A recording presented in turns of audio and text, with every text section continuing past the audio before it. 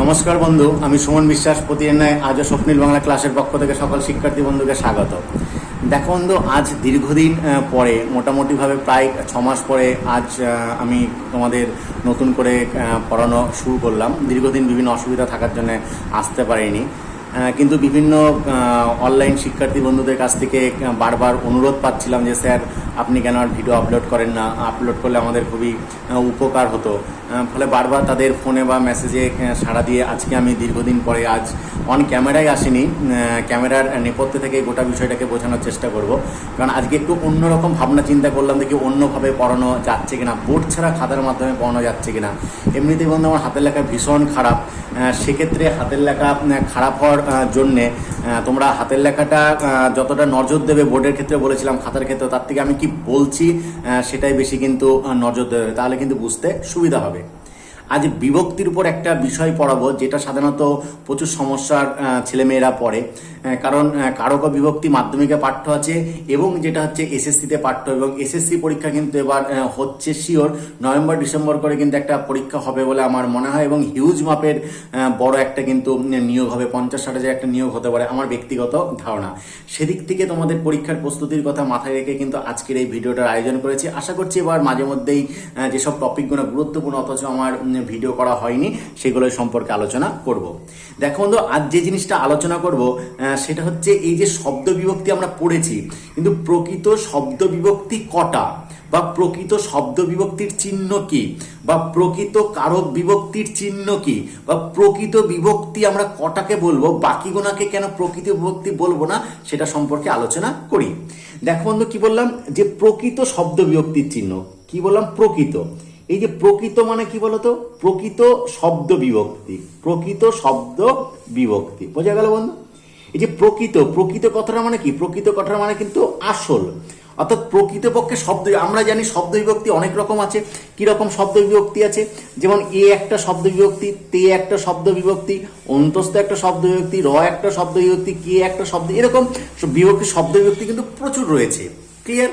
কিন্তু প্রকৃতপক্ষে আমরা কটাকে শব্দ বিভক্তি বলবো, বা শব্দ বিভক্তি না বলে শব্দ বিভক্তির চিহ্ন বলবো, যে চিহ্নের মাধ্যমে আমরা কিন্তু এটাকে প্রকাশ করতে পারি। ঠিক আছে? সেদিক থেকে দেখো যে প্রকৃত মানে হচ্ছে আসল, খাঁটি, অরিজিনাল, যাকে কোনোভাবে আর ভাঙা যায় না, বিশ্লেষণ করা যায় না, বা ভেঙে কিন্তু দেখানো যায় না, তাদের বলবো কিন্তু আমরা প্রকৃত শব্দ বিভক্তি। কিরকম? সেদিক থেকে প্রকৃত শব্দ বিভক্তির সংখ্যা অবশ্যই বন্ধু 5টা। কটা বললাম? 5টা। বিভিন্ন জায়গায় বিভিন্ন তত্ত্ব থাকতে পারে, আমি যুক্তিতর্ক দিয়ে বুঝিয়ে দেবো প্রকৃত শব্দ বিভক্তি কেন 5টা, এবং এই যে 5টা শব্দ বিভক্তি তার প্রমাণ আমি সামনে রাখবো, কেন আমি প্রকৃত একটা শব্দ বিভক্তি বলছি, বা কেন একে কারক বিভক্তি বলছি বা চিহ্ন বলছি। কারণ দেখো, এই যে বিভক্তি, বিভক্তি আমরা জানি যে বর্ণ বা বর্ণ সমষ্টি কোনো শব্দ বা ধাতুর পরে যুক্ত হয়ে শব্দ বা ধাতুকে পদে পরিণত করে বাক্যে ব্যবহারের উপযুক্ত করে তোলে, সেই বর্ণ বা বর্ণ সমষ্টিকে কিন্তু বলা হচ্ছে কিন্তু বিভক্তি।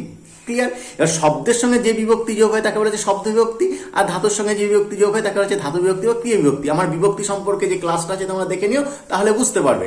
আজকে প্রকৃত শব্দ বিভক্তি শব্দর আরেকটা কিন্তু নিয়ারেস্ট মিনিং বা সমার্থক শব্দ হচ্ছে নাম বিভক্তি। ক্লিয়ার? সেই নাম বিভক্তি কটা? 5টা।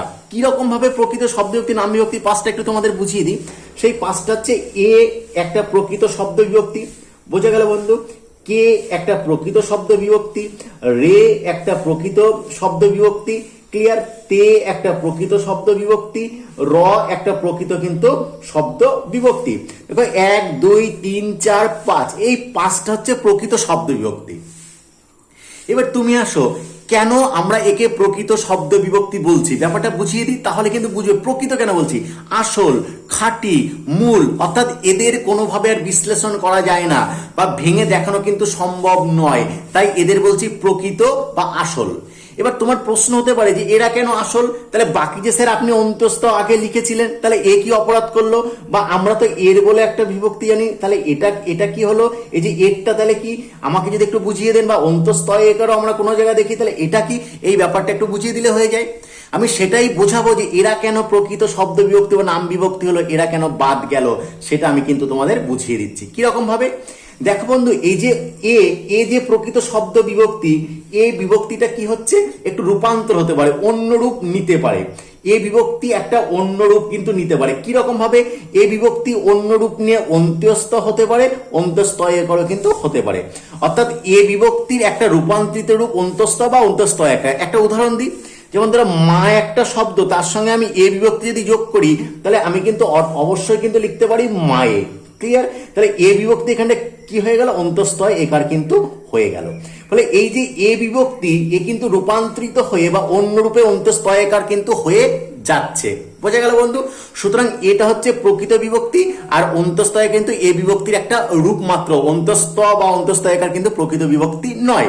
ফলে অন্ত্যস্ত বা অন্তস্থয়কার আসলে এ বিভক্তির একটা অন্য রূপ। ক্লিয়ার বন্ধু? তারপরে দেখো আমি আসি যে এই যে তে হচ্ছে কিন্তু আসল বিভক্তি। ক্লিয়ার? তেটা রূপান্তরিত হয়ে কি হয়ে যায়, তেটা রূপান্তরিত হয়ে এতে হয়ে যায়। তাহলে অরিজিনালি বিভক্তি হচ্ছে তে, কিন্তু রূপান্তরিত হয়ে যাচ্ছে কি হচ্ছে, এতে। ঠিক আছে? যেমন ধরো এই যে ঘর, এই যে ঘরেতে। ক্লিয়ার? তাহলে মেইন শব্দ কি, ঘর, তার সঙ্গে কি বিভক্তি যোগ হয়ে গেল, এতে। আসলে কি অরিজিনালি বিভক্তিটা হচ্ছে তে, এতে হচ্ছে তের একটা সম্প্রসারিত রূপ, একটা অন্য হচ্ছে রূপ। অরিজিনাল তে, তাহলে তেটা প্রকৃত, আর এতে হচ্ছে তের একটা রূপান্তর মাত্র। ক্লিয়ার বন্ধু? তারপর দেখো আমরা কি পাচ্ছি, আমরা যেটা পাবো এই যে র হচ্ছে অরিজিনাল বা প্রকৃত বিভক্তি। এর অন্য রূপটা কি হয়ে যাচ্ছে, এর অর্থাৎ র অরিজিনাল বা প্রকৃত শব্দ বিভক্তি, এর একটা রূপ বা সম্প্রসারিত রূপ, অতিরিক্ত রূপ পাবো কিন্তু আমরা হচ্ছে এর। ক্লিয়ার বন্ধু? যেমন এই যে অতিরিক্ত এর পাবো, যেমন আমি যদি এই যে এর করি, এই যে এর কার, র এর সম্প্রসারিত রূপ। ঠিক তেমন আরেকটা জিনিসকে আমরা পাবো, সেটা কি বলতো, আরেকটা যে জিনিসকে পাই যে আমরা সম্প্রসারিত রূপে আমরা যে যেমন দেখি, সেটা হচ্ছে রে হচ্ছে অরিজিনাল বা প্রকৃত বিভক্তি, এর সম্প্রসারিত রূপ কি হয়ে যায়, এরে। ক্লিয়ার? এবার এরে তখন এর সম্প্রসারিত রূপ, কার সম্প্রসারিত রূপ, রের সম্প্রসারিত রূপ কিন্তু হচ্ছে এরে। তাহলে অরিজিনাল এ অরিজিনাল বিভক্তি বা প্রকৃত বিভক্তি, তে অরিজিনাল, র অরিজিনাল, রেটা কিন্তু অরিজিনাল। তাহলে এই যে কে বিভক্তির কিন্তু সম্প্রসারিত কোনো রূপ হয় না। অর্থাৎ এই যে বিভক্তিগুলো বললাম, এদের সম্প্রসারিত রূপ এরকম, কে বিভক্তির কোনো সম্প্রসারিত রূপ হয় না। ফলে এ, কে, রে, তে, র এরা হচ্ছে প্রকৃত বা অরিজিনাল শব্দ বিভক্তি বা নাম বিভক্তি। কেটাও শব্দ বিভক্তি বা নাম বিভক্তি প্রকৃত, কিন্তু এর কোনো সম্প্রসারিত রূপ হয় না। কিন্তু এর সম্প্রসারিত রূপ অন্তস্থ বা অন্তস্থয়কার, তের সম্প্রসারিত রূপ এতে, রয়ের সম্প্রসারিত রূপ এর, আর রের সম্প্রসারিত রূপ এরে। কিন্তু কে যে প্রকৃত নাম বিভক্তি বা শব্দ বিভক্তি, এর কোনো সম্প্রসারিত রূপ হয় না। আশা করছি বন্ধু আজকের পর থেকে তোমাদের আর কোনো অসুবিধা হবে না যে প্রকৃত শব্দ বিভক্তি কোনটা এবং কেন এদের প্রকৃত শব্দ বিভক্তি বলবো। আমি একবার বিশ্লেষণ করে ভেঙে একটা নতুন ভিডিওর মাধ্যমে তোমাদের বোঝানোর কিন্তু চেষ্টা করলাম। যদি অবশ্যই বন্ধু তোমাদের ভিডিওটা ভালো লাগে থাকে, তাহলে অবশ্যই কিন্তু কমেন্ট করবে, সাবস্ক্রাইব করবে এবং অবশ্যই